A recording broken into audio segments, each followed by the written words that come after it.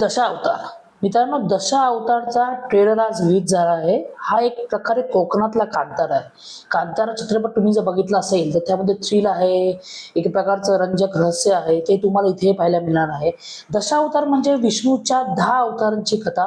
पण कोकणात, विशेषतः रत्नागिरीच्या सिंधुदुर्ग भागात दशावतार म्हणजे केवळ पुराणातली गोष्ट नाहीये, ती एक जगणं आहे, श्रद्धा आहे आणि भरलेल्या परंपरेत अडकलेले पात्र, विश्वास आणि अंधश्रद्धा यामध्ये संघर्ष, हे सगळं तुम्हाला दशावतारमध्ये पाहायला मिळणार आहे. कलाकारांची फौज आहे इथे, पण त्यामध्ये दिलीप प्रभावळकर याने जीव ओतलेला वाटतो. महेश मांजरेकरचा जो आवाज आहे, महेश मांजरेकर सरांचा जो आवाज आहे, तो एक कथेला वेगळं वर नेऊन देऊ शकतो. बिकॉज खूप छान पद्धतीने त्यांनी आपला एक संवाद दिलेला आहे इथे. दशावतार म्हणजे नुकताच एक उत्कंठ अनुभव आहे.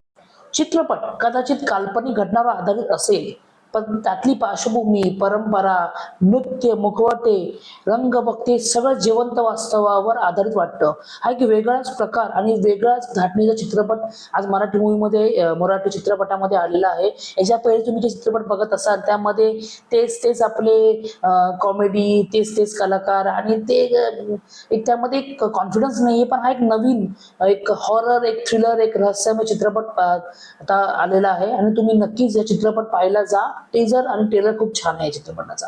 अशाच नवनवीन गोष्टीसाठी आणि नवनवीन टीजरच्या विश्लेषणासाठी आम्हाला सबस्क्राईब करा.